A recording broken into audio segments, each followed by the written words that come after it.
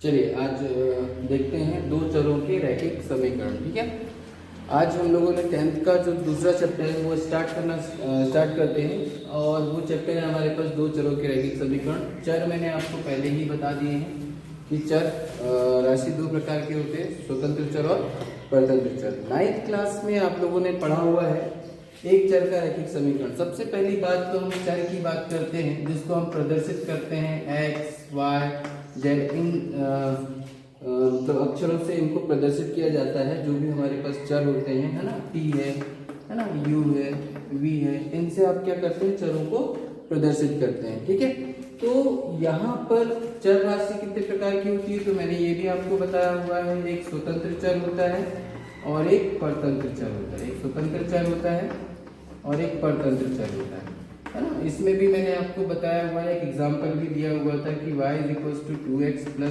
2 है हमारे पास। ये कोई हमारे पास देखो, ये हमारे पास कितने चर है यहाँ पर, तो y एक चर है और x दूसरा चर है। x का मान यदि मैंने यहाँ पे 1 रखा तो y का मान कितना हो जाएगा, तो देखो 2 × 1 + 2 मतलब फाइनली हमको कितना मिल जाएगा, 2 + 2 कितना मिल गया, 4। तो y = 4।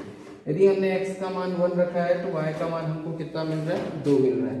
तो यहाँ पर देखिए, यहाँ पर x का मान हमने स्वयं से रखा, खुद से रखा है, तो ये क्या कहलाएगा, स्वतंत्र चर कहलाएगा। x जो होगा वो किस तरह का चर होगा, स्वतंत्र चर होगा।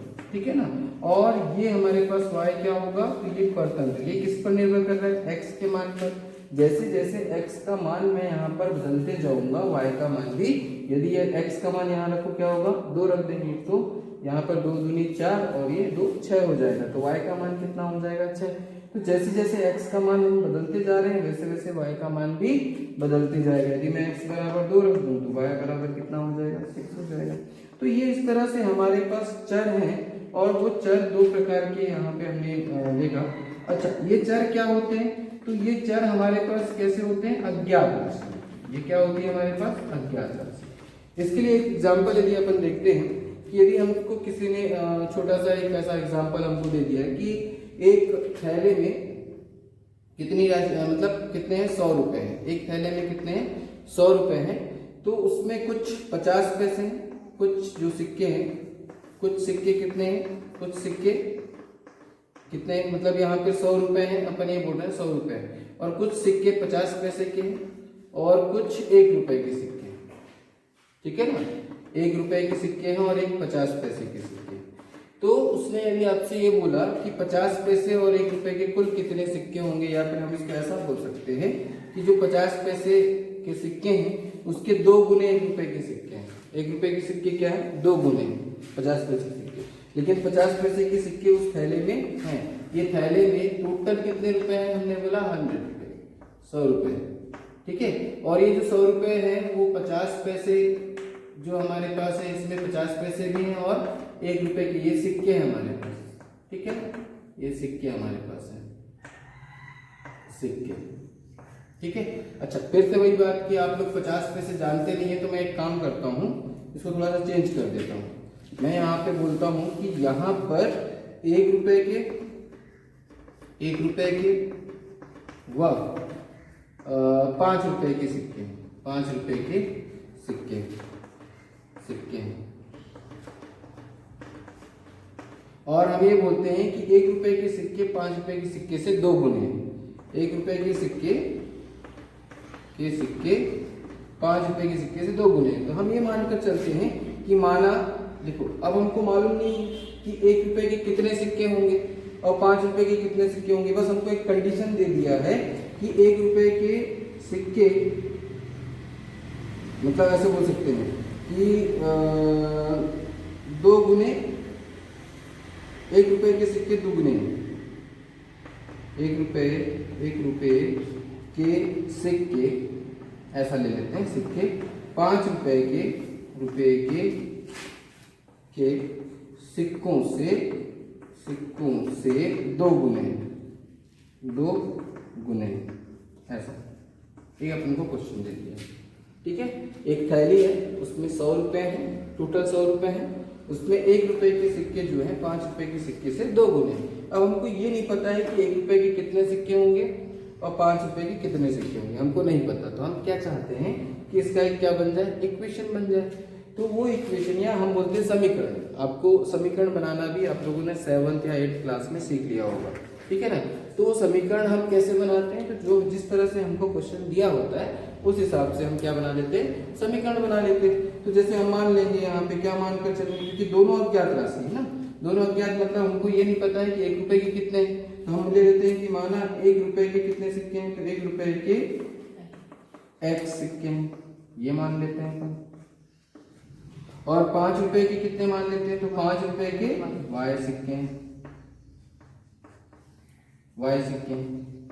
और हमको ये भी मालूम है कि जो सिक्कों की संख्या है, सिक्कों की हमने ये क्या है, एक्चुअली संख्या है सिक्कों की, ये x है और ये y है ना।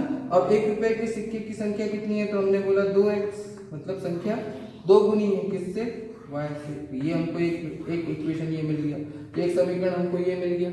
और एक बात, दोनों सिक्कों का जो होगा रुपए में यदि अपन लें तो 1 रुपए के तो अपने पास x, ये हो जाएगा 2x धन y, टोटल कितना होगा, तो 100 रुपए हो जाएगा। इन दोनों को मिला दें तो जो रुपए अपन को मिलेंगे वो कितने मिलेंगे, 100 रुपए मिलेंगे। तो हमको नहीं पता है ना कितने हैं, तो ये कितनी संख्या है, ये कितनी संख्या है, उन सबको जोड़ेंगे तो कितने मिलेंगे, 100 रुपए मिलेंगे।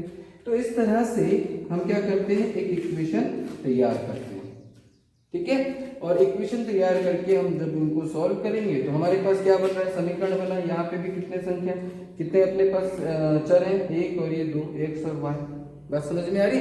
तो इस तरह से हमारे पास जो हमको कुछ ऐसे सवाल भी दिए जाएंगे जिनमें हमको 2 चर दिए जाएंगे, ठीक है ना। और दूसरी बात, थोड़ा सा इसको और समझ लेते हैं समीकरण को बनाना। जैसे हमको दिया है कि 2 संख्याओं का योग ऐसा दे दिया, देखो समझ लो थोड़ा सा, संख्याओं का योग हमको दे दिया। 2 संख्याओं का योग कितना है, 8। तो हम मान लेंगे, माना पहली संख्या x और दूसरी संख्या y, ऐसा मान लेते हैं। तो x इनका योग जैसा बोला है वैसे ही करना है। तो x धन y इज इक्वल टू 8। यहाँ पर भी देखिए x अज्ञात राशि, y अज्ञात राशि, दोनों क्या है हमारे पास, अज्ञात है, ठीक है। तो हम जब कोई भी चीज हमको नहीं पता होती, हम नहीं जानते, तो हम क्या मानकर चलते हैं कि वो क्या है, x है, y है। फिर उसको हम जो दिए गए शर्त होंगे, यहाँ पे शर्त दी जाएगी, है ना, उन शर्तों के आधार पर उनका मान हम निकाल देते हैं। तो सवाल ये जो दिया हुआ है 8 है ऐसा बोल दिया, तो यहाँ पर इसको हल करना, पहली बात तो हम मान ली कि पहली संख्या x है, दूसरी संख्या y है, दोनों का योग 8 है, ठीक है। अब यहाँ पर इनको हल करना थोड़ा सा मुश्किल मतलब सीधी सी बात है, मुश्किल नहीं, आप इसको अपन हल कर सकते हैं। लेकिन हमको यहाँ पे क्या करना होगा, अनुमान विधि, मतलब हम यहाँ पर y की वैल्यू रखते जाएंगे, x का मान मिलते जाएगा। तो ऐसे हमारे पास एक क्रम बन जाएगा, एक क्रम बन जाएगा, युग्म बन जाएगा। जैसे मैं यहाँ पर निकाल रहा हूँ x और ये y, तो y का मान मैंने, मान लीजिए y का मान मैंने क्या रखा, 0, तो y 0 होगा तो ये 8 हो जाएगा, देखो 0 + 8 हुआ, ठीक है ना। यदि हम क्या करते हैं, x बराबर 8 हो जाएगा, ठीक है। y का वैल्यू 1 रख दूंगा, तो देखिए 1 रखा तो ये 7 आ जाएगा, इसको 2 रखूंगा तो ये 6 आ जाएगा। आप रख के देखिए, y का मान रखते जाइए, इसको रखेंगे 3 तो ये आ जाएगा 5, ये इसको रखिए 4 तो ये हो जाएगा 4, इसको रखिए 5 तो ये हो जाएगा 3। इस तरह से आप क्या करते जाइए, मान रखते जाइए, आपको x का मान मिलता जाएगा। तो हम इस तरह से कर चुके हैं। और ये हमने क्या बनाया, ये जो हमको मिला है वो क्या है, इसको हम बोलते हैं समीकरण, है ना। और यहाँ पर ये जो समीकरण बना है वो क्या दे रहा है हमको, तो हम बोलेंगे कि ये जो समीकरण है वो क्या दे रहा है हमको, तो ये हमको दे रहा है एक 2 चरों का समीकरण। ये कैसे चर है, 2 चरों का समीकरण, ठीक है। अब एक बात ये कि इसमें हमको क्या दिया हुआ है, एक चीज रैखिक, थोड़ा सा ध्यान दीजिए, ये रैखिक समीकरण बोला उसने। देखो 2 चर वाला समीकरण तो मिल गया, तो क्या ये रेखा का निर्माण करेगा, तो हम ये भी देख लेते हैं। चलिए देखते हैं क्या ये रेखा बना सकता है, तो हमने बोला ठीक, करके देखते हैं। क्योंकि यहाँ पर क्या लिखा हुआ है, रैखिक समीकरण, मतलब सीधी सी बात है कि ये जो 2 चर वाले हमारे पास समीकरण होंगे। एक बात और ध्यान दीजिएगा, यहाँ पर हमने लिखा x + y = 8 मैंने लिखा हुआ है, तो ये जो दो चर वाला जो समीकरण दिया हुआ है, क्या एक रेखा का निर्माण करेगा? तो हमने बोला अब देखते हैं कि क्या ये रेखा का निर्माण करेगा कि नहीं करेगा। तो अभी जस्ट हमने देखो, एक रेखा को खींचने के लिए हमें कितने बिंदु की आवश्यकता होती है? सीधी सी बात है, मेरे पास क्या है, ये x, ठीक है, और ये क्या है, y, ठीक है। एक रेखा को खींचने के लिए सीधी सी बात है, यदि एक बिंदु हम लेते हैं, है ना, इसका हम यहाँ पर यहाँ पर देखिए x और y दिए हुए, दो चर दिए हुए, तो हमेशा याद रखना ये किसकी बात चलेगी, हमारी समतल की बात चलेगी। और समतल में हमने निर्देशांक मैंने बताया हुआ है, तो निर्देशांक इसमें कितने होते हैं, x और y। यहाँ पर कोई भी बिंदु होगा उसके निर्देशांक हम कैसे दिखाएंगे, x और y से, ठीक है। तो हमको ये जो बिंदु होगा ऐसे, यदि मैंने एक ही बिंदु निकाला, इन दोनों को लेकर के एक बिंदु निकाला, तो इससे कितनी रेखाएं खींची जा सकती हैं? तो देखिए यहाँ पर एक बिंदु से होकर के कितनी रेखाएं खींची जा सकती हैं, ये अनंत रेखाएं खींची जा सकती हैं, ठीक है। हमको एक रेखा खींचनी है, तो उसके लिए हमको क्या करना पड़ेगा, जैसे ये दो बिंदु हम लेते हैं, तो दो बिंदुओं से हम देखिए ये एक ही रेखा खींच सकते हैं, कोई भी दो बिंदु ले लीजिए इस तरह से, तो इन दो बिंदुओं से सिर्फ एक रेखा खींची जा सकती है, देखिए, ठीक है।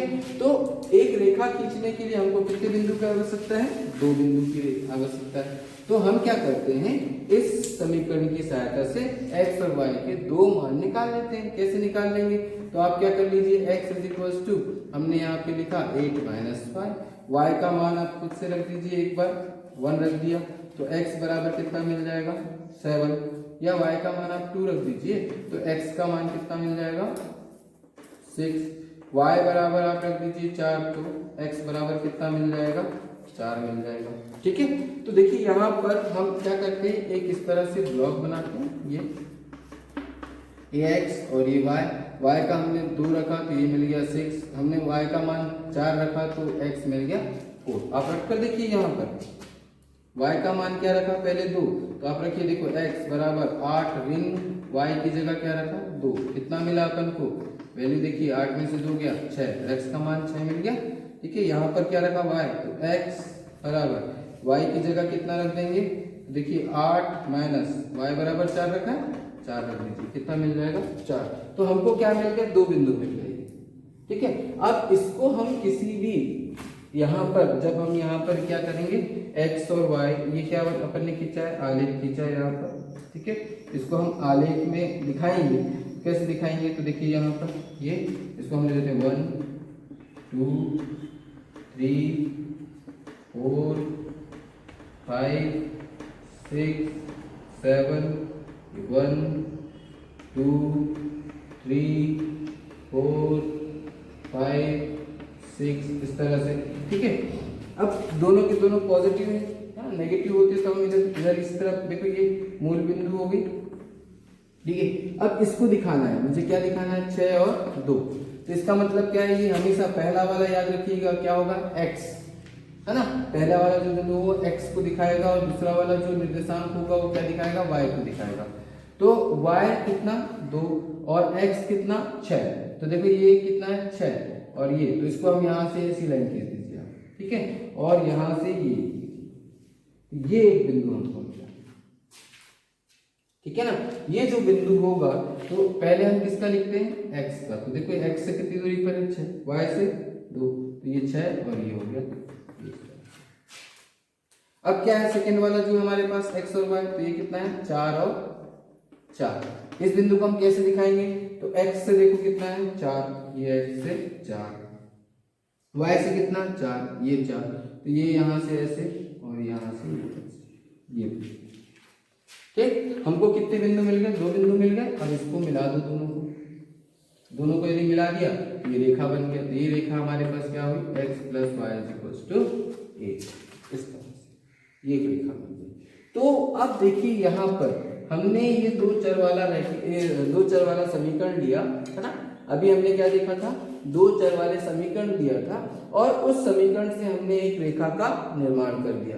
तो अब हम इसको कह देंगे कि दो चरों का क्या है, ये एक रैखिक समीकरण है। दूसरी बात ये है कि इनकी पावर हमेशा याद रखना चाहिए, जो अक्षर वाली संख्याएं होती हैं, जो चर होते हैं, उनकी पावर हमेशा कितनी होनी चाहिए, एक होनी चाहिए, तभी वो एक रेखा का निर्माण करेंगी, धनात्मक संख्या ही होनी चाहिए। ठीक है, अच्छा ये क्या कहना है हमारा, दो चर वाले रैखिक समीकरण। एक रेखा को खींचने के लिए हम किस तरह से लेंगे, किस तरह से कोई भी समीकरण हमको दिया जाएगा तो हम क्या करेंगे, उससे रेखा का निर्माण हम कर सकते हैं। इसलिए और एक बात याद रखिए बेटा, इस पैटर्न में या इस रूप में जो भी हमारे पास ऐसे बहुत सारे समीकरण आ सकते हैं, 2x ऋण y इज इक्वल्स टू 14, ठीक है, 3x minus 8y is equals to 24, ऐसे बहुत सारे ऐसे हमारे पास समीकरण होंगे, ऐसे समीकरण आएंगे, ठीक है। वो सारे के सारे क्या करेंगे, एक रेखा का निर्माण करेंगे, ठीक है। और रेखा का निर्माण हम कैसे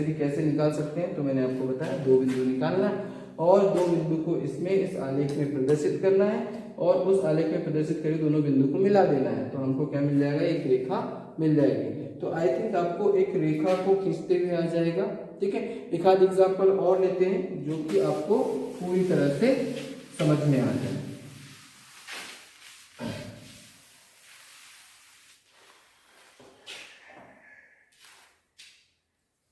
कुछ एग्जाम्पल्स आपको दिए हुए हैं यहाँ पर, जैसे किन्हीं दो संख्याओं का योग 8 है, ठीक है। फिर यह शशांक और उसके पिता की आयु का अंतर 30 वर्ष है। शशांक और उसके पिता की आयु का अंतर 30 वर्ष है। देखो क्या बोल रहा है, शशांक और उसके पिता की आयु का अंतर 30 है बोल रहा है, ठीक है ना। तो शशांक का हमने x मान लिया और उसके पिता का कितना मान, शशांक का अपन क्या मान लेते हैं, शशांक है ना, शशांक का हमने क्या मान लेते हैं x, शशांक की आयु ऐसे ले लेंगे कि आयु क्या मान लेंगे x, पिता की आयु हम मान लेंगे y, दोनों का अंतर तो y minus x is equal to कितना 30। भाई जो बोल रहा है क्वेश्चन में पिता की आयु हमने ले लिया, हमने क्या ले लिया y, दोनों का अंतर तो यहाँ पे लिख देंगे प्रश्नानुसार दोनों का अंतर कितना बोला है, तो हमने बोला y माइनस x, सीधी सी बात, दिमाग कितना तो लगा सकते हैं कि पिता की आयु पुत्र की आयु से ज्यादा ही होगी और दोनों का अंतर कितना बोला उसने, तो y में से हमने क्या कर दिया, x को माइनस कर दिया, तो ये भी हमारा क्या बन गया, एक दो चर वाला समीकरण बन गया। इस तरह से हमारे पास बहुत सारे क्वेश्चंस ऐसे भी आएंगे, है ना, जो हमको कैसे देंगे, इबारती क्वेश्चन जिनको बोला जाता है। तो आपको उनको समझना है और उसको किस में डालना है, इन समीकरण में बदलना है। Is that clear? तो क्वेश्चंस दिए होंगे उनको समीकरण में आपको बदलते जाना है, ठीक। और यहाँ पर भी देखिए दो चर आपको मिल रहे हैं, ठीक है। इसी तरह से और दिया हुआ है कि किसी दुकान में 3 पेन व 4 कॉपियों का मूल्य कितना है, 105 है। 3 पेन व 4 कॉपियों का मूल्य कितना दिया हुआ है, 105 दिया हुआ है। कितना दिया हुआ है, तो भाई 3 पेन, तो हम मान लेंगे कि एक पेन का मूल्य कितना, एक पेन का मूल्य हम मान लेंगे कितना, मान लेंगे x, ठीक है। और 4 कॉपियों का, तो एक कॉपी का मूल्य मान लेते हैं कितना, y, ठीक है। एक पेन का मूल्य मान लिया, तो एक पेन का मूल्य मतलब x है, तो 3 पेन का मूल्य कितना हो जाएगा भाई, जैसे एक पेन का मूल्य 3 रुपए है ना, तो 2 पेन का मूल्य कितना होगा, 6 रुपए। 3 पेन का मूल्य कितना होगा, तो 3 गुना 3 9 रुपए। बात समझ में आ रही है? तो उसी तरह से हमको एक पेन का मूल्य मिल जाए तो फिर हमारे पास 50 पेन होंगे, 100 पेन होंगे, जितना भी पेन होंगे, तो हम ये मानकर चलते कि हमको नहीं पता ना कितना है उसका, तो हम ये मानकर चलते हैं कि x रुपए, एक पेन का मूल्य x रुपए है, तो 3 पेन का मूल्य कितना हो जाएगा, तब 3 पेन का मूल्य कितना हो जाएगा, तो 3 पेन का मूल्य है ना, यदि एक पेन का मूल्य हमने 10 माना तो 2 का 20 होगा, 3 का 30 होगा।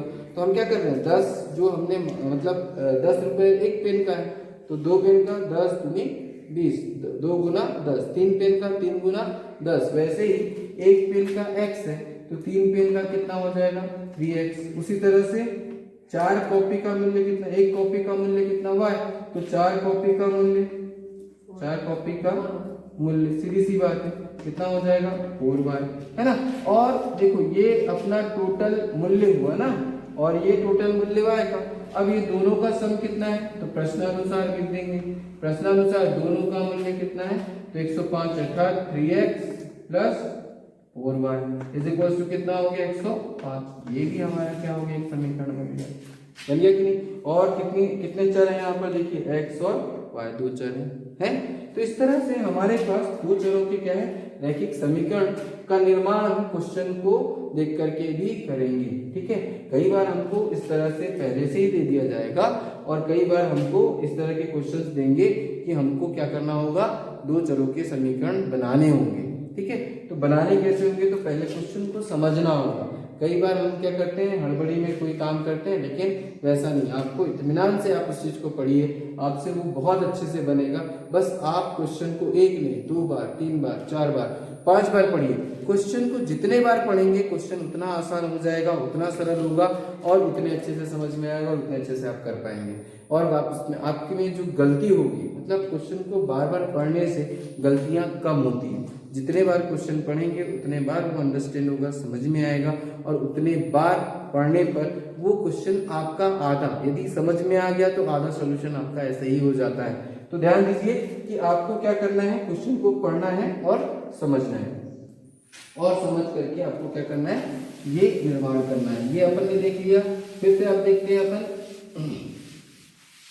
फिर हमारे पास क्या आता है कि किसी स्थान पर मुर्गी, कुछ मुर्गियां हैं और कुछ गायें हैं। अच्छा, किसी स्थान पर कुछ मुर्गियां बोला, एक मुर्गियां, है ना, और कुछ क्या बोलता है, गाय, ठीक है, गाय है।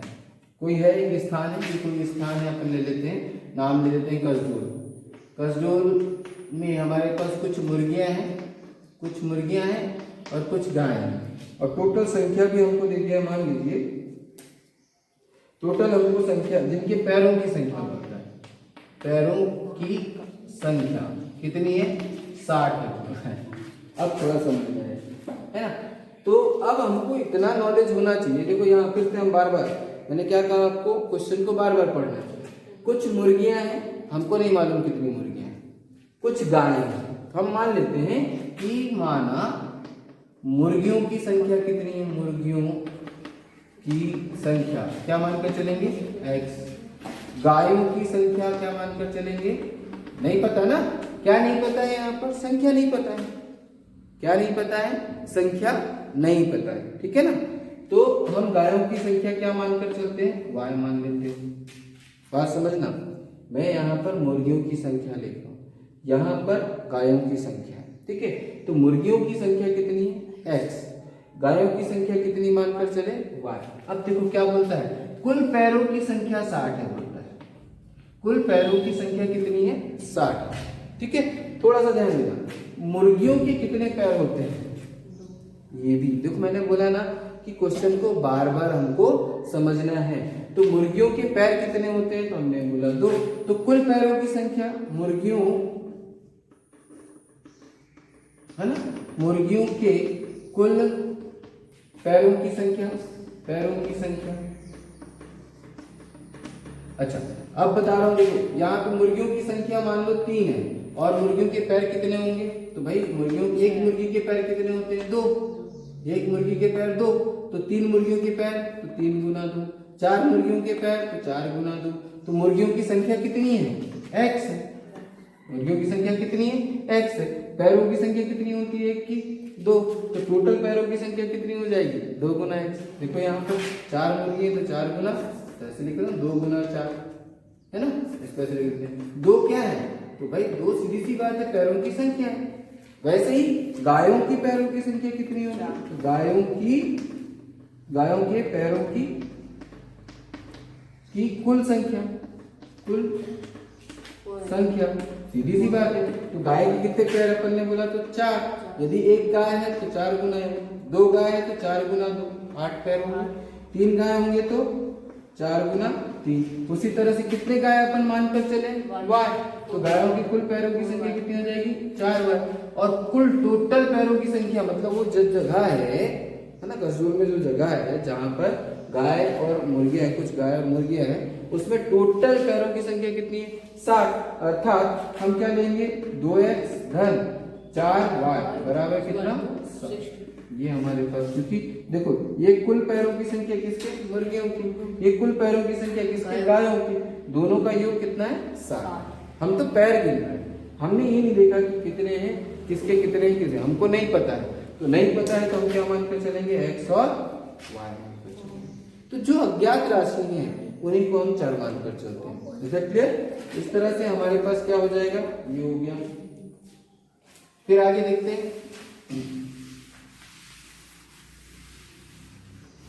तो ये तो हुआ हमारा दो चर वाले रैखिक समीकरणों को बनाना, ठीक है। अब हमारे पास कुछ ऐसे दिए हुए हैं, कुछ ऐसे इक्वेशन दिए हुए हैं, जैसे मान लो हमारे पास एक समीकरण दिया हुआ है 3x + y = 8, ठीक। 3x + y = 8 ऐसा दिया हुआ है। अब ये जो हमारे पास समीकरण दिया हुआ है, इसमें हम चाहते हैं कि ये जो हमारे पास दो चर हैं इसमें भी, ठीक है, इसको मैं चाहता हूं कि इसका ग्राफीय निरूपण हो जाए, ठीक। तो इसको हम निरूपित करेंगे। ये हो गया हमारे पास 0 0, ठीक है। अब देखो इसकी पावर एक है, ये क्या करेगा? एक रेखा का निर्माण करेगा, दो चर वाला है, एक रेखा का निर्माण करेगा। तो हमें देखते हैं यहाँ पर, मैं इसको रेखा का निर्माण करने के लिए इसको ऐसे कर लेते हैं अपन। तो y = इसको मैं इधर ट्रांसफर कर देता हूँ, तो क्या हो जाएगा? 8 - 3x, ठीक है। अच्छा, रेखा का निर्माण करने के लिए सीधी सी बात, मैं बार बार इस चीज को कह रहा हूँ कि हमको कितने बिंदु की आवश्यकता है? 2 बिंदु की आवश्यकता है। तो हम यहाँ पर क्या करेंगे? 2 बिंदु निकाल लेंगे। देखिए y = 8 - 3x, मैं यहाँ पर क्या करता हूँ? इस तरह से बना देता हूँ। मुझे क्या 2 पॉइंट चाहिए, तो मैंने लिखा x और ये y। तो यहाँ पर x का मान मैंने क्या रखा? 1 रखा। तो y = देखिए क्या हो जाएगा? 8 - 3, x का मान 1 है, 1 रख दिया। तो 8 - 3 कितना हो जाएगा? 5 हो जाएगा। तो y = क्या मिला? 5, है ना। x का मान कितना रखा? 1, x का मान 1 रखा, तो y का मान 2 मिल गया। इसी तरह से x का मान कितना रख देते हैं अपन? 2 रख देते हैं।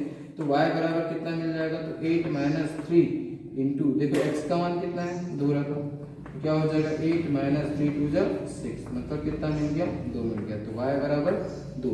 x का मान हमने कितना रखा? 2 रखा, तो y का मान भी हमको कितना मिल गया? 2। अब आप क्या करिए इसको, देखिए 1 2 3 4 5 6, है ना। ये 1 2 3 4 5 और ये 6 अपन लिखते हैं, ठीक है। तो देखिए x का मान 1 ये हमने रखा, इसको थोड़ा इधर रख दीजिए, और y का मान कितना? 5। तो हमने बोला ये और ये बिंदु मिला अपन को। देखिए ये हमारे पास एक बिंदु मिल गया। फिर ये 2 और ये 2 है, तो ये 2 और ये 2 ये मिल गया, और इन दोनों को मिला दीजिए। ये इस तरह से इसको मिला देंगे। ये हमारे पास एक रेखा है, और ये रेखा कौन सी होगी? तो ये होगी हमारी 3x + y = इस तरह से, ठीक है। तो एक रेखा का हमको क्या करना है? निर्माण करना है। इस तरह से हमको क्वेश्चन दिए जाएंगे। अच्छा, ये एक समीकरण से एक रेखा का निर्माण होगा, तो 2 समीकरण से 2 रेखा का निर्माण होगा, ठीक है। तो इस तरह से ये हमको कोई भी ऐसे समीकरण दिए जाएंगे। अब ये यहाँ पर इसको हम क्या करके चलते हैं? तो इसको हम व्यापक रूप मानकर चलते हैं। इसका एक व्यापक रूप हमको दिया है जो हमको मानकर चलेंगे। देखो क्या व्यापक रूप होता है? ax + by + c = 0। ये क्या कहलाता है? इस रेखीय समीकरण का व्यापक रूप। ये क्या कहलाता है? व्यापक रूप कहलाता है, याद रखिएगा, ठीक है ना। ये व्यापक रूप मतलब ये इसका यूनिवर्सल, मतलब इस तरह का ही इक्वेशन हमारे पास होगा।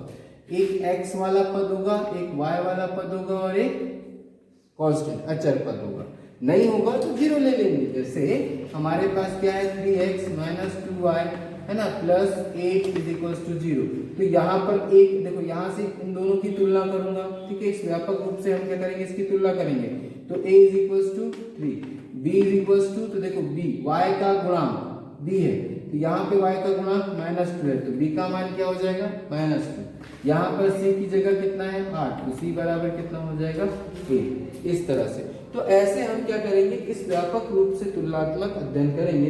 ये हमारा क्या है, रैखिक समीकरण का, दो चर वाले रैखिक समीकरण का क्या है, ये व्यापक रूप। इसलिए बता रहे हैं क्योंकि हम यहाँ पर हमको दो व्यापक समीकरण दिए जाएंगे, जिसको हम क्या कहेंगे, a1x plus b1y plus c1 is equal to 0। फिर हमारे पास एक समीकरण और दिया जाएगा, a2x plus b2y plus c2 is equal to 0। इस तरह से हमको दो समीकरण दिए जाएंगे।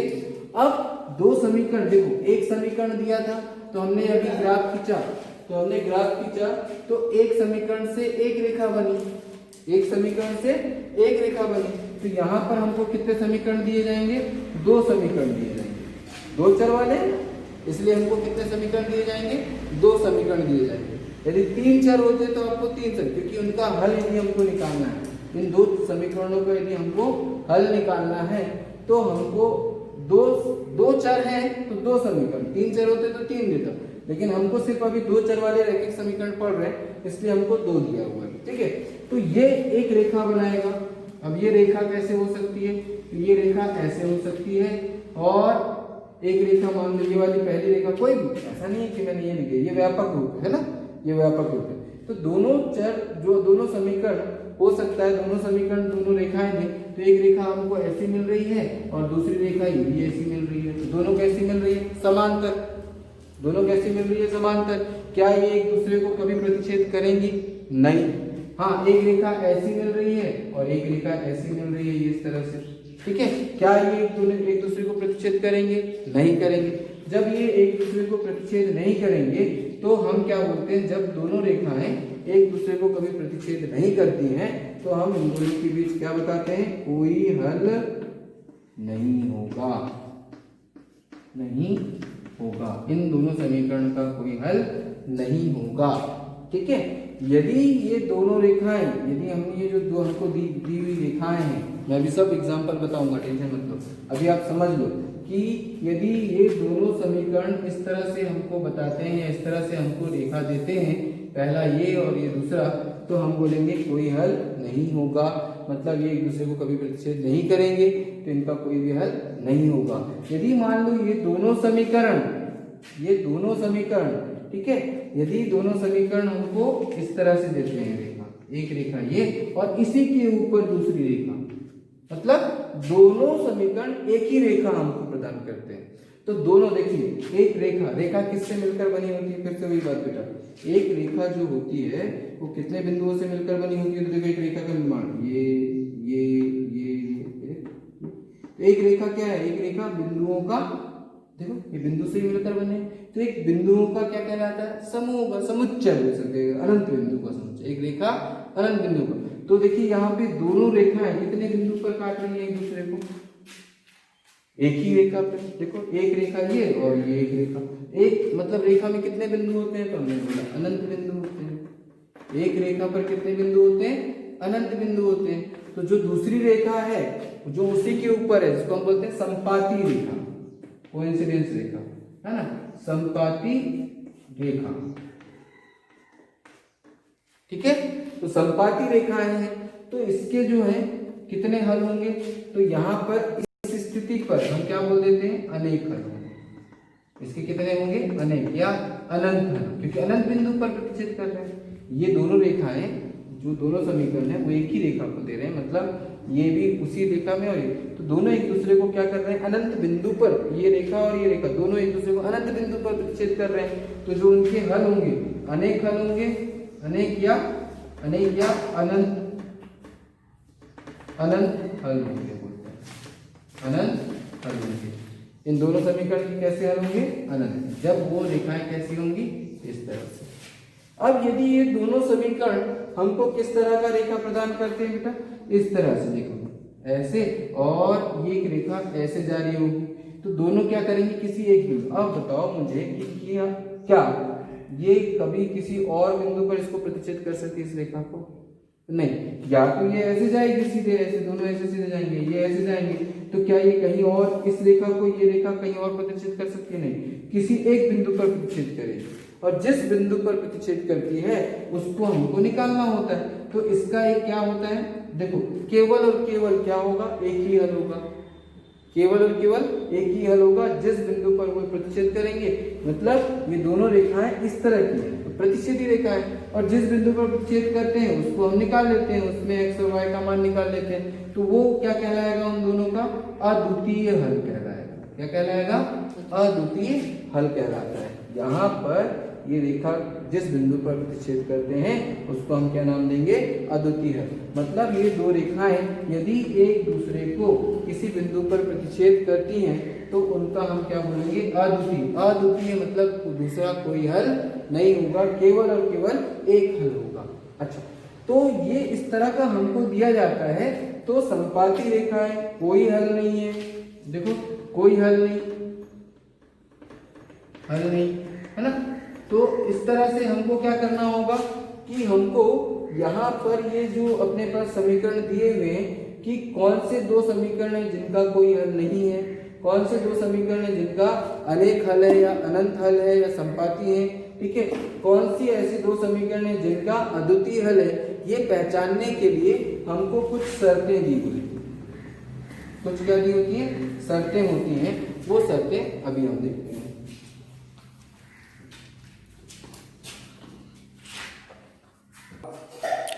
हाँ देखिए, पहला जो समीकरण है मतलब पहला जो प्रश्नावली है आपकी इसमें, ठीक है ना, वो इन्हीं पे आधारित है। पहली प्रश्नावली पर आपको पहले तो ये दिया हुआ है, कथन दिए हुए हैं, है ना, और कथन से हमको क्या बनाना है, समीकरण बनाना है। जैसे आपको एक कथन दिया हुआ है, क्या दिया हुआ है कथन,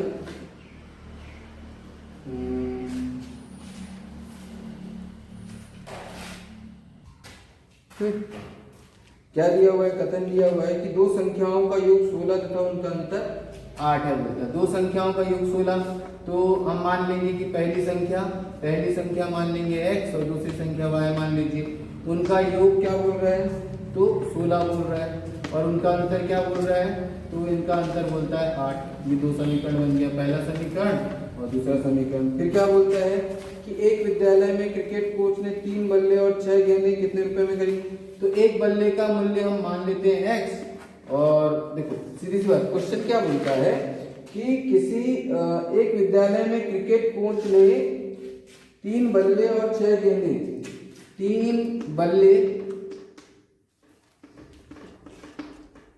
और 3 बल्ले और 6 गेंद, है ना, 3 बल्ले और 6 गेंदों का मूल्य कितना बोल रहा है, 3600 बोला, ठीक, 3 गेंद और 6 गेंद 3900।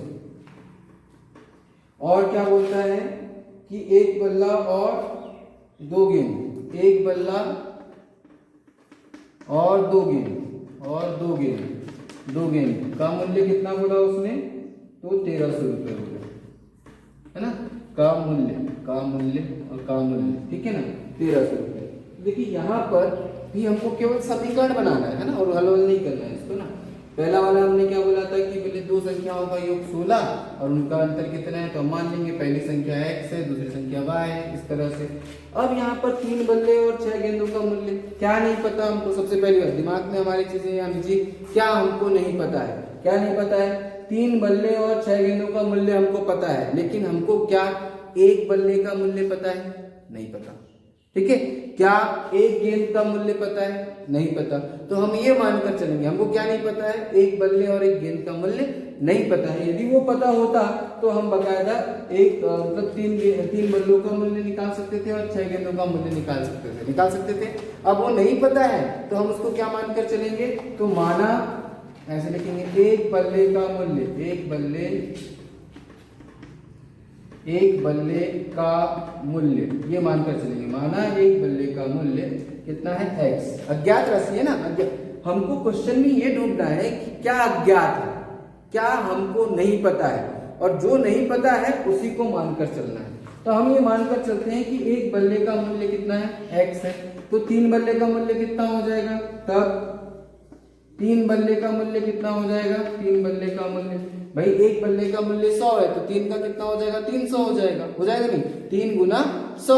उसी तरह से एक बल्ले का मूल्य x है तो 3 बल्ले का मूल्य कितना हो गया, तो 3 बल्ले का मूल्य 3x हो जाएगा। इसी तरह से हम क्या मानकर चलेंगे कि 6 गेंद का मूल्य, 6 गेंदों का मूल्य या फिर एक गेंद का मूल्य क्या मानकर चलेंगे, तो हमने बोला y है तो 6 गेंदों का मूल्य कितना हो जाएगा, देखो 1 का y तो 2 का 2y, 3 का 3y तो 6 गेंद का मूल्य कितना हो जाएगा, तो 6y। और ये 3x, देखो इन दोनों 3 बल्ले को मैंने क्या बोल दिया, मान लो x, तो 3x धन 6y बराबर कितना, तो देखिए यहाँ पर 6 गेंद है ना, तो गेंद का मूल्य हमने एक गेंद का मूल्य कितना मान लिया, तो एक गेंद का मूल्य y मान लिया, तो टोटल कितना हो जाएगा प्रश्नानुसार 6y इज इक्वल टू कितना 39। ये हमारा पहला इक्वेशन हो गया। उसी तरह से एक बल्ला 2 गेंद, तो एक बल्ला है मतलब x, 2 गेंद है मतलब 2y बराबर कितना हो गया 1300। इस तरह से हमारे पास 2 समीकरण मिल गए। तो हमको ऐसे समीकरण में चेंज करना है। फिर आपको कुछ ग्राफ दिए, फर्स्ट एक्सरसाइज में कुछ ग्राफ दिए हुए, मैंने आपको बताया हुआ है यहाँ पर इस तरह से, है ना, एक ग्राफ में ऐसा दिया हुआ है। तो यदि वो एक दूसरे को प्रतिच्छेद कर रहे हैं तो हम वहां पे लिखेंगे कैसा हल होगा, एक दूसरे का अद्वितीय हल होगा, अद्वितीय हल होगा। ठीक है, यदि रेखाएं, अभी जस्ट मैंने बताया ना बेटा आपको कि यदि रेखाएं एक दूसरे को क्या कर रही हैं, प्रतिच्छेद कर रही हैं, 2 समीकरण दिए हैं आपको, और यदि किसी एक बिंदु पर प्रतिच्छेद कर रही हैं तो हम क्या बोलेंगे कि उन रेखाओं का कैसा हल होगा, अद्वितीय मतलब वो किसी एक बिंदु पर, क्या ये रेखा किसी और बिंदु पर, यदि मैं ये मान लो काटती ऐसे तो ये रेखा रह जाती क्या, नहीं भाई, काटने के लिए क्या करना पड़ेगा, इसको ऐसे घूम करके इधर से आना पड़ेगा, तो क्या उसको रेखा बोलेंगे, नहीं कहेंगे, है ना। रेखा तो जो कि सीधे जा रही है तो सीधे जाएगी ऐसे, है ना, वो कभी वापस नहीं आएगी या ना मुड़ेगी, और यदि मुड़ेगी नहीं तो ऑब्वियसली वो एक ही बिंदु पर प्रतिच्छेद करेगी, मतलब उसका कोई और दूसरा हल नहीं होगा, इसलिए इसको हम बोलते हैं अद्वितीय हल। ठीक है, कुछ में आपको देखो, आपको कुछ ग्राफ में ऐसे दिया हुआ है, समीकरण दे दिया है और आलेख भी दिया हुआ है, प्रश्नावली फर्स्ट में समीकरण भी दिया हुआ है और आलेख भी दिया हुआ है, तो कुछ में आपको ऐसे दे दिया है। अब ये बताओ कहाँ प्रतिच्छेद कर रही है एक दूसरे को, कहीं कर रही है क्या, नहीं कर रही है, इसका मतलब हम यहाँ पर क्या बोलेंगे, इसका कोई हल, अब प्रतिच्छेद कर ही नहीं रही है तो कोई हल नहीं होगा। वहां पे दोनों समीकरण का क्या लिखोगे, वहां पे ब्लैंक दिया हुआ है, आपको लिखना है कोई हल नहीं होगा। फिर आपको तीसरे वाले कंडीशन में क्या दिया होगा, एक समीकरण दिया होगा और ये इस तरह से ये दोनों रेखाएं एक ही, मतलब दोनों रेखाएं जो 2 समीकरण दिए दोनों के लिए एक ही रेखा है, तो दोनों के लिए एक ही रेखा मतलब एक ही रेखा एक दूसरे को ऐसे समपाती है, एक दूसरे के कैसे हैं ये समपाती है, ये कैसी है समपाती है, समपाती है मतलब एक दूसरे को कितने बिंदुओं पर, देखो ये एक रेखा है और दूसरी भी इसी के, तो पहले बिंदु को प्रतिच्छेद की, दूसरे बिंदु को प्रतिच्छेद की, तीसरे चौथे ऐसे कितने बिंदु को प्रतिच्छेद कर रही, अनंत बिंदु को प्रतिच्छेद कर रही, और अनंत बिंदु को प्रतिच्छेद कर रही है तो इसके अनेक कितने हल होंगे, अनेक हल होंगे, और इसका हल निकालना संभव नहीं है, तो यहाँ पे लिखेंगे अनेक हल होंगे। कितने होंगे, यदि हमारे पास दोनों का ग्राफी, दोनों समीकरण हम लेते हैं रेखीय समीकरण, उनका ग्राफी निरूपण हमको एक ही रेखा मिलती है या एक ही रेखा पर दोनों होते हैं, तो वो क्या करेंगे, एक दूसरे को अनंत बिंदु पर प्रतिच्छेद करेंगे, दोनों ऐसी रेखाएं, और इन रेखाओं को हम क्या बोलते हैं, संपाती रेखा, क्या बोलते हैं इनको, संपाती रेखा, और इनके क्या हल होंगे, अनेक हल होंगे, याद रखिएगा इनके हल कैसे होंगे, अनेक हल होंगे। इसके बाद देखिए ये हमारी स्थिति होती है, अनेक हल होंगे या अनंत बोल देते हैं इसको, अनंत हल होंगे। 3 कंडीशन मिल गई हमको, तो हमको क्या करना है, जो भी हमको 2 समीकरण मिलेंगे उन दोनों समीकरण को क्या करना है, हल करना है, उन दोनों समीकरण को हल करना है, मतलब दोनों समीकरण को हम क्या करेंगे, आलेख विधि से हल करेंगे। आलेख विधि मतलब दोनों रेखाएं खींचेंगे, यदि दोनों रेखाओं की स्थिति ऐसी आती है, ठीक है, तो उसका क्या होगा, ये अद्वितीय हल होगा। दोनों रेखाओं की स्थिति ऐसी आती है तो उसका कोई हल नहीं होगा। दोनों रेखाओं की स्थिति ऐसी आती है तो उसके अनंत हल होंगे। बात समझ में आ रही है। तो ये वाली जो विधि होती है इसको हम बोलते हैं आलेख विधि, इसको बोलते हैं हम आलेख विधि। इसको मैं हल करके बताऊंगा, ठीक है। अब चलो ये 2 समीकरण लेते हैं। अब बाकी क्वेश्चन जो है आपको समीकरण जिनमें बनाना है, आपको समीकरण बना सकते हो बेटा आप लोग, ठीक है। अपन आते हैं 2 आलेख विधि से हल करना सीखते हैं।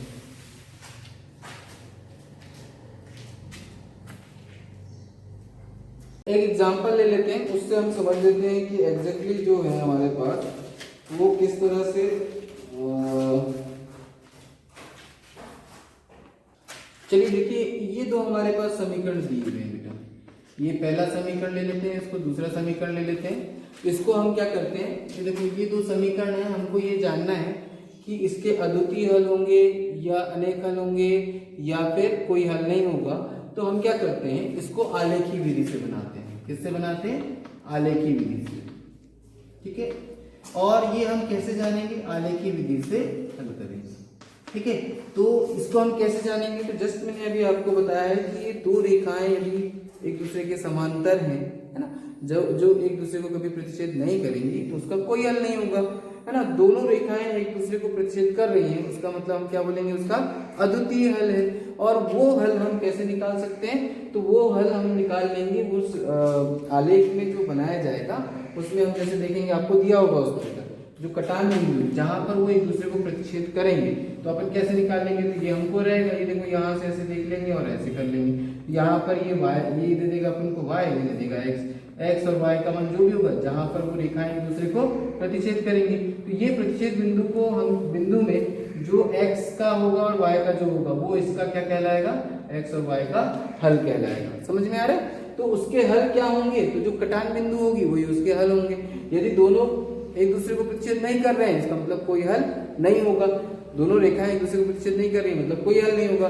दोनों रेखाएं समपाती हैं, तो क्या होगा? उसके अनेक हल होंगे।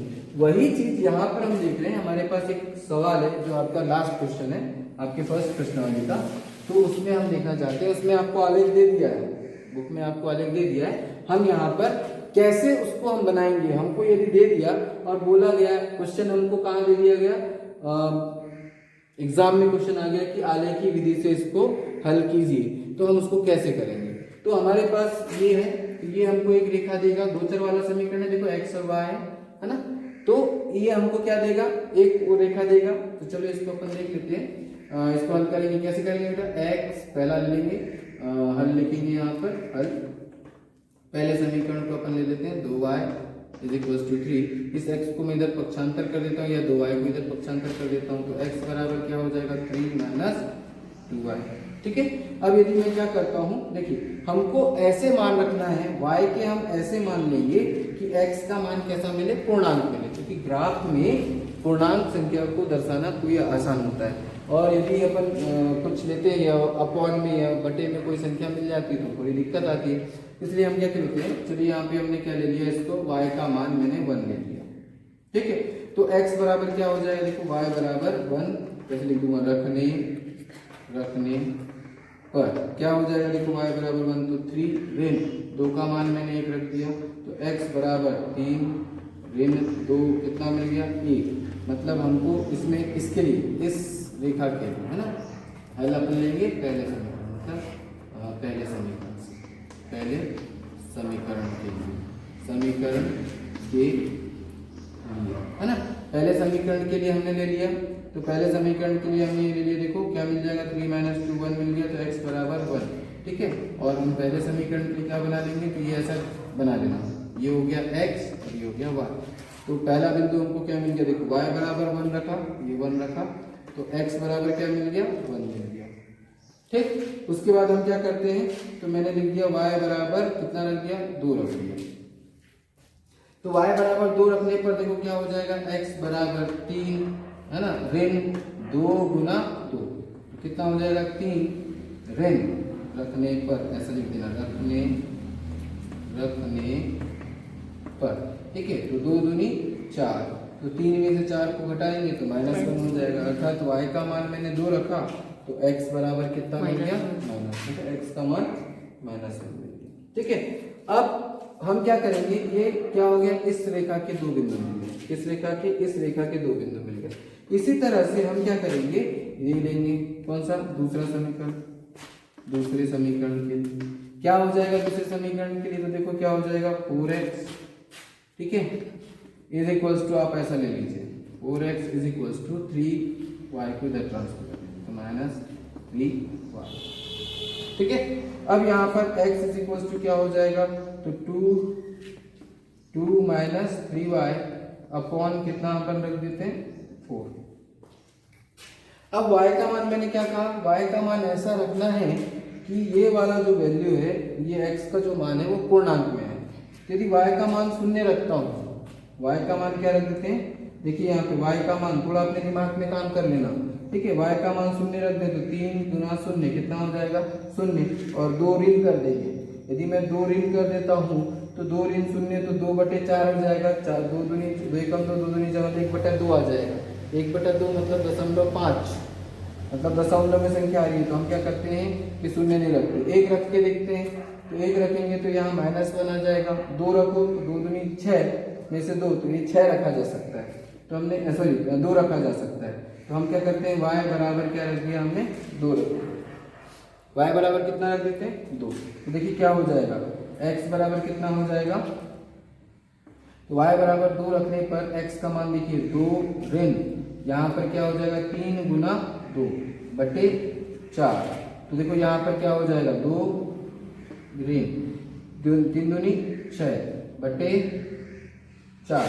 हमारे पास क्या हो जाएगा, देखो 6 में से 2 में से 6 को घटाएंगे तो माइनस कितना आ जाएगा 4/4, ये हो गया। तो x बराबर, तो इससे कैंसिल हो गया, तो ये -1। मतलब हम इस समीकरण के लिए क्या बना लेंगे, इस तरह से बॉक्स बना लेंगे, ये x और ये 1 किसके लिए निकाल रहे हैं, ये जो दूसरा समीकरण है ना। दूसरा समीकरण क्या है बेटा हमारे पास, 4x धन 3y बराबर 2, ये समीकरण है। इसके लिए हम क्या करेंगे, ये 2 बिंदु निकालेंगे, क्योंकि प्रत्येक समीकरण, हर एक समीकरण ये एक रेखा देगा और ये दूसरी रेखा देगा, दोनों रेखाओं को हमको निकालना है। तो देखिए y बराबर कितना हुआ 2, x बराबर कितना हुआ -1, है ना। तो अब यहाँ पर देखिए दूसरा बिंदु देखते हैं अपन, दूसरा बिंदु कैसे निकालेंगे, तो यहाँ से निकाल लेते हैं। देखो y का मान, और देखिए यदि मैं -2 रखता हूँ तो माइनस प्लस हो जाएगा और 6 हो जाएगा, लेकिन 6 + 2 हाँ ठीक तो हो जाएगा। तो यहाँ पे क्या करते हैं, y बराबर मैं रखता हूँ -2, ठीक है। देखिए यहाँ पर, क्योंकि देखो माइनस का मल्टीप्लिकेशन कितना हो जाएगा, प्लस हो जाएगा। तो रख के देखिए x बराबर क्या हो जाएगा, ये रखने पर लिखोगे, रखने पर थोड़ा सा आपको दिमाग लगाना है कि यहाँ पर इस तरह की स्थिति आएगी तो आप y का मान रखते समय सोचेंगे, y का मान क्या करेंगे, रखते समय सोचेंगे कि y का मान क्या रखना है। तो आप पहले 0 रख के देखिए। आपको ये ध्यान देना है कि 4 का भाग देने पर पूरी तरह से जाए, मतलब ऊपर ऐसी संख्या आए कि वो 4 से पूरी तरह से डिवाइड हो जाए। तो यहाँ पर देखिए यदि मैं -2 रखता हूँ तो देखो क्या हो जाएगा, 2 - 3 × -2। तो देखो माइनस का मल्टीप्लिकेशन होगा तो क्या हो जाएगा, तो 2 प्लस हो जाएगा, 3 × 2 = 6, मतलब 3 दूनी 6/4। तो 6 और 2 कितना हुआ 8/4, 4 × 4 4 दूनी 8। तो x बराबर कितना मिल गया 2। तो y बराबर यदि -2 रखते हैं तो x बराबर कितना मिल रहा है 2। तो इसके भी 2 पॉइंट मिल गए, 2 बिंदु मिल गए, और इसके भी 2 बिंदु मिल गए, ठीक। अब हम क्या करते हैं, ग्राफ खींचते हैं। चलिए मैंने यहाँ पर लिया और ये ठीक है, ये हमारे पास हो गया, ठीक। ये 1 2 3 4, 1 2 3 4, 1 2 3 4, 1 2 3 4। बात समझ में आई, किस तरह से यहाँ पुट करना है, समझ में आया। रखने पर ऐसा लिख दीजिए। तो आप कुछ भी मतलब सॉरी, यहाँ पर ये x अपन को मिल गया, क्या रखा, y बराबर 1 रखा, तो x बराबर 1 मिल गया, ठीक है ना। तो इस तरह से हमारे पास यहाँ पर वैल्यूज किस तरह से करेंगे, समझ में आ गया। ये हम क्या निकाल लिए, 2 बिंदु निकाल लिए।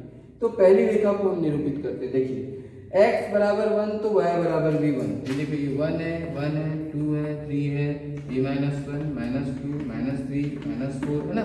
ये 1 2 3 4, ये हो गया तुम्हारे -1 -2 -3 -4, ये 0 0 0, ठीक है। तो हमको क्या बोल रहा है, पहले वाले में बिंदु हमको क्या मिला, तो हम इसको ऐसे ले लेंगे और ऐसे ले लेंगे, ये बिंदु पहला बिंदु। दूसरा क्या है, तो x -1 है और y 2 है, मतलब ये कहाँ मिलेगा हमको, तो ये y2 देखो मैंने आपको बताया था x, देखो ये क्या हो जाएगा, x माइनस वन है, सॉरी x माइनस वन है, तो देखो ये इधर आएगा, और ये 2 है तो ये इधर जाएगा। यदि हाँ y भी माइनस होता तो इधर आता, लेकिन ये कैसा है, x ऋणात्मक है और y धनात्मक है। ये 9th क्लास में आप लोगों ने पढ़ा है निर्देशांक। तो ये हमारे पास क्या हो गया, देखो ये वाला बिंदु, तो ये हमारा बिंदु हो गया कौन सा, तो हम बोलेंगे -1 और ये 2, -1 और 2, ये कितना हो जाएगा 1 और 1, ये वाला, ठीक है। अब इन दोनों को मिला दीजिए आप, इन दोनों को मिला देते हैं तो देखो क्या हो जाएगा,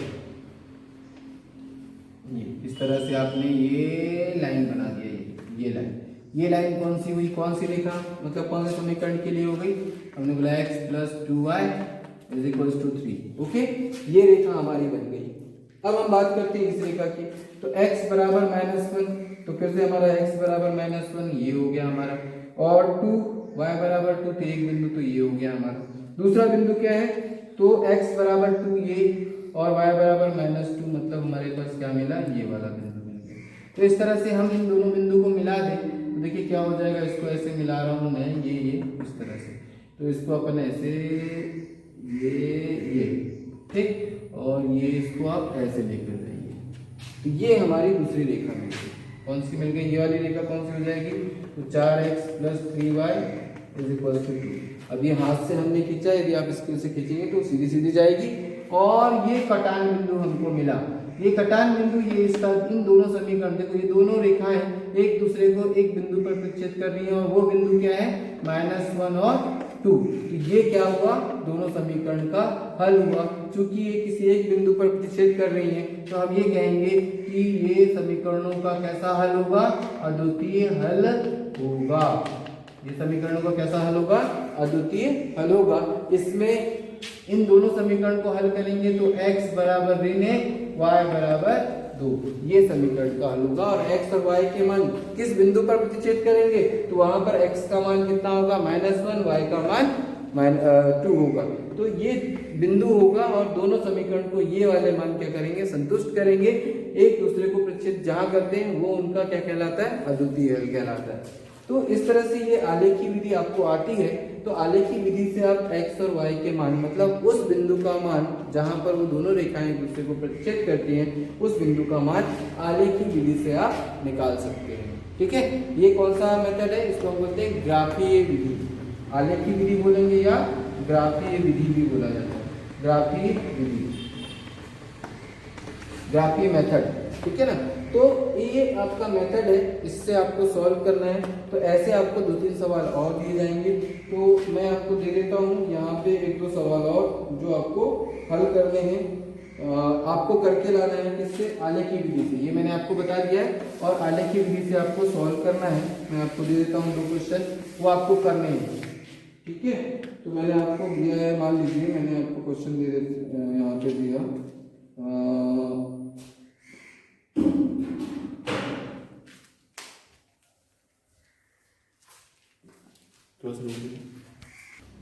ये 2 आपको क्वेश्चन दिया है मैंने, 1 और ये 2, ये दोनों क्वेश्चन को आप क्या करेंगे, इस मेथड आलेखी विधि से इसका हल करेंगे, और ये मैं आपकी कॉपी में चेक करूंगा।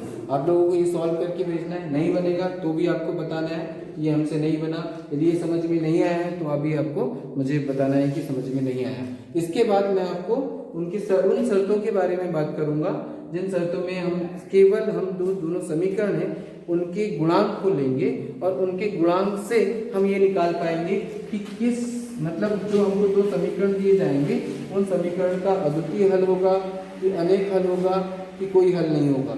उनके हम अनुपात, मतलब उनके गुणांक से ही निकाल लेंगे, दोनों चरों के गुणांक से ही हम निकाल कर बताएंगे, ठीक है। तो वो शर्तें कैसे हम देखेंगे वो मैं आपको आगे की क्लास में बताऊंगा, मतलब नेक्स्ट क्लास में। उसके बाद हम यहाँ पर देखेंगे कि ये जो हमारे पास हल आ रहा है कि ये अद्वितीय हल होगा, तो अद्वितीय हल जब आएगा तो उसका मान हम किस किस तरीके से निकाल सकते हैं। उनकी जो विधियां हैं, उनकी 4 विधियां हैं, एक विलोपन विधि, प्रतिस्थापन विधि, वज्र गुणनखंड विधि, और ये जो मैंने आपको बताया था ये थी और आलेखी विधि। इस तरह से हम 4 मेथड है ना।